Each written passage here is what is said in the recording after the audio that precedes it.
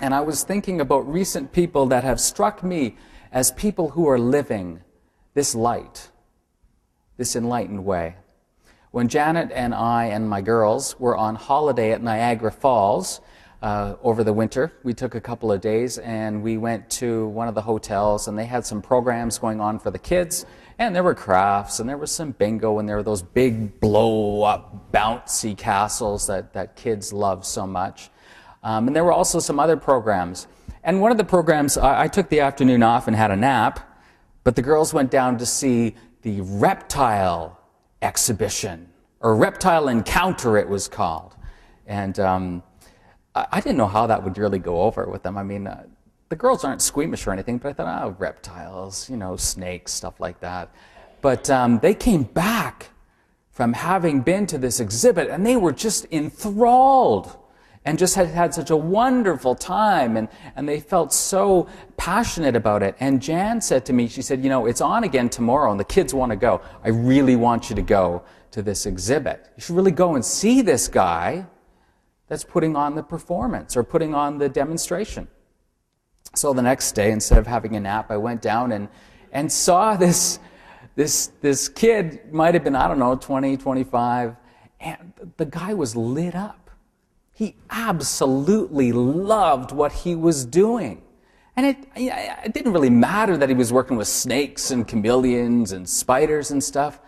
The guy was just lit up inside. He had found his passion. But he was also able to share that passion and share that light with all those kids that had just gone off the bouncy castle and were wired and they're all over the place. But he's able to really focus. And it was such a wonderful thing. And so I was thinking about living passionately and living and discovering your purpose. And so this week I was thinking about, so I called the guy up. I found him, I called the hotel, and I said, I'm trying to look for this guy who did the reptile encounter. And they said, oh, okay. But they gave me his cell phone number, and he's on his way somewhere, and I'm talking to him, and I said, well, hi, my kids and I were at the hotel and we saw what you did, and I just wanted to let you know how great we thought it was, but I also wanted to just find out a little bit about why you do what you do. And he said, you know what, ever since I was little kid, even when I was in my mother's womb, I loved dinosaurs. And I discovered that the closest thing I could get to a dinosaur as an adult was a snake or a reptile. And he said, you know, my passion and my interest just continued to grow. And it was amazing that as I followed my passion, opportunities came open for me to do more with my passion, to live into my passion more. And he said, I love the opportunity to come and share it with other people. And he said, I really care about the creatures that I'm with, and I really care about this creation, and so it's such a privilege to share my passion with them. And I thought, wow, that's just a great example of someone who, you know, we never know what our passion is going to be. We never know where it's going to lead us, but this is someone who was able to trust his passion. And I'm sure, you know, if my kids came to me and said, you know, Dad, I want a snake or a tarantula, I'd probably go, well, I don't know about that. So thinking about this guy persevered. Maybe his parents said the same thing, but he persevered. He lived into his passion, lived it fully. This week I was listening to the radio, and there was a fascinating article of a very young filmmaker who had done a documentary called Room 335. I don't know, I had not heard of this before, but I went on the website after, and it's been to a lot of the film festivals, not Toronto Film Festival. And it's really the story about a young man, 19 years old, who was studying in university, but also was an amateur filmmaker. And he, at the age of 19, like, if we can remember what it's like when we were 19, or I'll tell you what it's going to be like when you're 19, Eva. You're going to wonder about your purpose, and you're going to wonder about what's this all about, this living in the world. And so this young guy, 19, he wants to discover more about his purpose, and he thinks, where is the best place to go to get some wisdom about purpose? And he thinks long about it, and he said, you know, old people, they must have some wisdom. They've lived a long time. And so what he decides to do is do a documentary with old people. And what better place to do that than in a senior's home? So he's in New York. He calls up a number of the senior homes, and he says, and he's got a really young voice. He's 19 years old. And he said, hi, I'm wondering whether or not if you have any rooms available in your senior's home.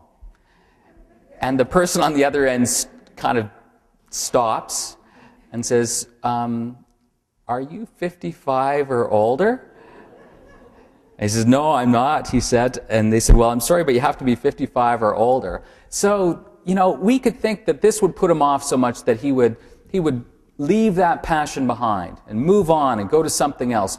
But no, he doesn't give up. He goes even farther, this young man in New York, Andrew. And so he decides he's going to pull out all the stops. Now, if I had to find a place where they would let me in, where there are like more seniors than you could swing a stick at, where would it be? Florida. Church would be good too. That's his next documentary. Florida, the Mecca of seniors' residences. And so he moves in to room 335. And he was searching for purpose for his life. But he didn't know what he was going to find when he was there, and it was interesting to listen to the interview. He changed during that time. He changed with his encounter with those people. And they managed to change him and enliven his own life. And a couple of the residents were very much part of this documentary and really had a large impact on his life. One of the residents was Tammy. Now, Tammy, in the first interview that we see or listen to, they have played a clip of it. Tammy is a woman who's pretty physically, she has some disabilities. She's got some problems. She can't move very well. She has to be positioned so she can sleep at night. But Tammy she is enlivened. She's the first person that Andrew meets when he comes to the home. And the scene is he's just come to the home and people are talking to him about what he's planning to do, him and his two buddies who are going to be filming them. And Tammy comes up and says, so you're the young college boy. You're the young college boy that's going to be here. And she said, yes, that's right, I'm going to be. And she said, well, you're in for a wild time, kid. I'll tell you that right now. You're in for a wild time. I was just at the drugstore and got my birth prescription fulfilled. Birth control prescription fulfilled. And it goes from there. And Tammy's purpose is to go to those tables where it's all gloom and sadness and tell a little dirty joke. Or tell a joke that enlivens the people that are sitting at that table. She sees her purpose, her light, as being able to give to other people. There's another character in the documentary named Bill. And Bill is a big, strong guy, really strong still. But he's having some difficulties. He has some dementia, early dementia happening. He can't remember very well. Sometimes he can't remember Andrew's name. And he's really strong. And Andrew says, you know, in those scenes where you see Bill giving me a hug or punching me in the shoulder and I'm kind of aching, he said, I'm not faking it. This guy is really, really, really strong. But Bill is a character who's got some of his own disabilities, his own brokenness.